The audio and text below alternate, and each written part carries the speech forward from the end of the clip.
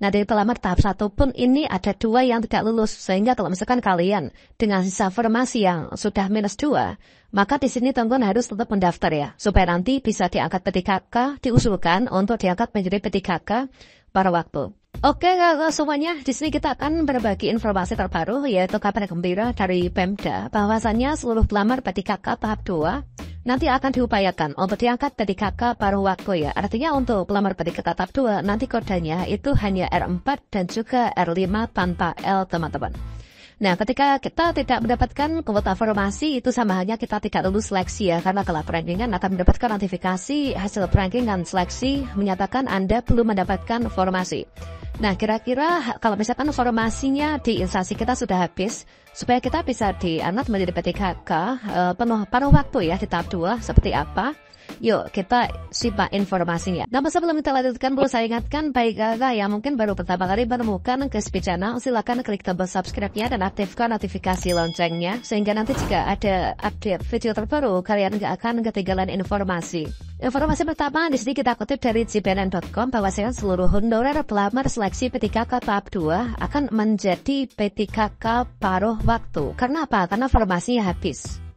Seperti yang kita kutip dari Serang, yaitu pemerintah kota Serang, Provinsi Banten, mendapatkan jatah formasi sebanyak 225 pada seleksi PTKK 2024. Formasi yang tersedia itu semuanya sudah terisi pada seleksi PTKK tahap 1.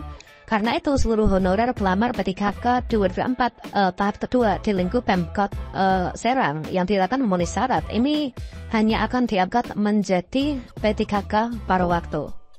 Seperti yang disampaikan bahwasanya gelombang kedua ini semua paruh waktu untuk menyelesaikan honorer supaya semua dapat NIPTKK. Itu kata Kepala BKP SDM Kota Serang Karsono. Nah, Karsono menyebutkan di Kota Serang tercatat 3.759 tenaga honorer yang terdaftar di database BKN.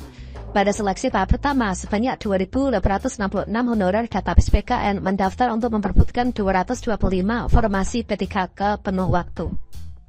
Jadi pendaftaran PTKK tahap kedua telah dibuka tanggal 15 Januari hingga hari Jumat ya, disampaikan 1.097 peserta mendaftarkan diri, di antaranya 296 submit tenaga kesehatan, ini untuk guru ya, kemudian tenaga kesehatan 39, dan teknis adalah 762.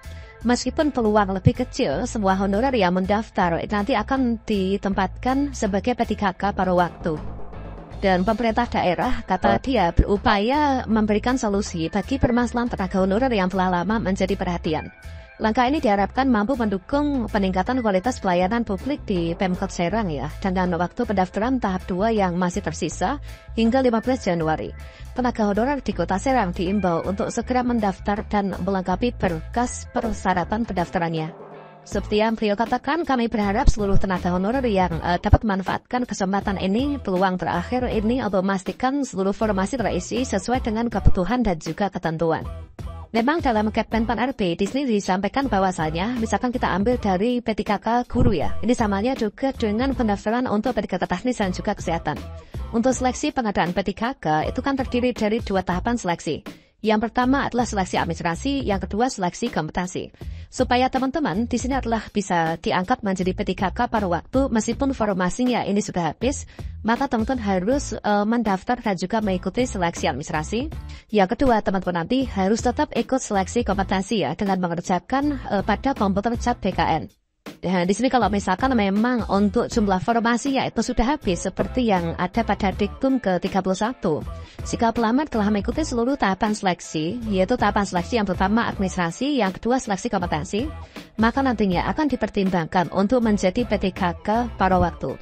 Dan tadi kita konfirmasi dari salah satu BKP SDM yang berkomitmen untuk mengangkat PTKK paruh waktu bagi yang tidak lulus atau sudah kehabisan formasi di tahap 2. Misalkan saja kita ambil pada seleksi PTKK tahap 1, di sini ada 2 formasi ya. Misalkan di sini ada 2 formasi. Ini kan sudah ada peserta yang lulus di seleksi tahap 1, yaitu R3/L dan juga R3/L. Sehingga R3 pun di sini tidak lulus ya, alias mendapatkan notifikasi hasil rankingan seleksi menyatakan Anda belum mendapatkan kuota formasi. Nah, kalau misalkan di sini kita lihat ya, ini contoh untuk ciri-ciri yang tenaga honorer tidak akan lulus seleksi PTKK tahap 2 karena formasi sudah habis. Katakanlah di sini misalkan ini ya, yaitu untuk guru bahasa Inggris nih. Untuk guru bahasa Inggris kuota hanya 3, kemudian pendaftar di tahap 1 sudah ada 4. Nah, sehingga kalau misalkan di tahap 2 nanti ada pendaftar misalkan ada 15, maka otomatis dari 15 ini nanti tetap akan mendapatkan notifikasi yang sama, yaitu maaf, hasil rankingan Anda tidak mendapatkan kuota formasi. Nah, namun nanti di sini tentunya untuk pengkodean di tahap 2 itu akan berbeda dengan di tahap 1. Kalau misalkan di tahap 1 itu kan untuk pesertanya itu terdiri dari pelamar prioritas, kemudian XDHK 2 dan juga non-ASN di database BKN. Nah, sehingga nanti ketika teman-teman nggak lulus untuk guru non-ASN atau tenaga non-ASN yang ada di instansi pemerintah, mau kodenya adalah hanya ada R4 ya. Kemudian untuk lulusan PPK nanti adalah R5.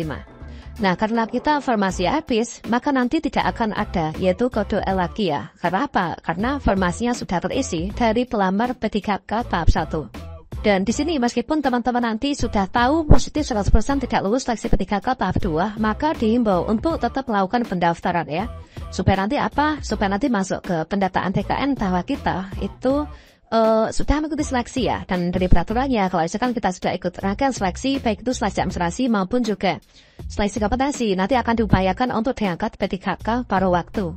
Sehingga nanti dalam pengumuman, kalau misalkan teman-teman yang masih ada kuota formasi, maka di akun SSJSN mendapatkan notifikasi, yaitu selamat Anda lulus ya.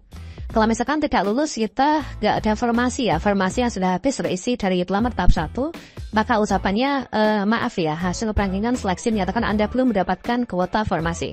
Nah, terkait tentang P3K penuh waktu dan juga paruh waktu memang di sini opsi ya, yaitu dari pemerintah untuk menuntaskan tenaga non-ASN di tahun 2024. Bahwasanya kalau misalkan formasi habis, ini adalah untuk pelamar yang ada kode L, maka diangkat menjadi P3K penuh waktu.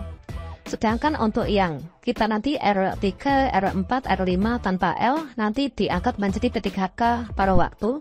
Namun diangkat atau tidaknya P3K paruh waktu, di sini nanti berdasarkan yaitu dari pengusulan ya, yaitu pengusulan P3K paruh waktu oleh PPK atau pejabat pembina kepegawaian berdasarkan hasil pemetaan tenaga non-ASN. Nah, dan demikian inilah dapat kita simpulkan bahwasanya teman-teman meskipun di sini kalian mengetahui bahwasannya di instansinya untuk formasinya itu sudah habis atau sudah terisi P3K tahap 1, maka diharapkan untuk tetap melakukan pendaftaran ya.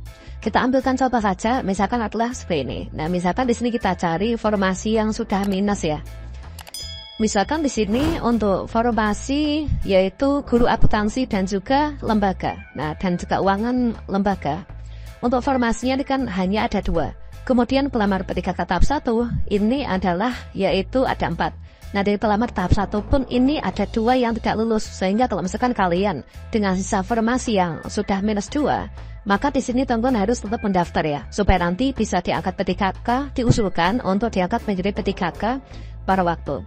Nah, kira-kira seperti itu. Jadi sudah ada beberapa Pemda yang berkomitmen untuk yang tidak lulus atau nggak kebagian formasi nanti diusulkan P3K pada waktu.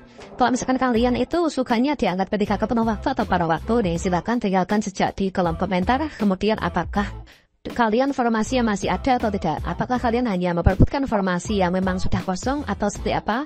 Nanti kita diskusi ya di kolom komentar.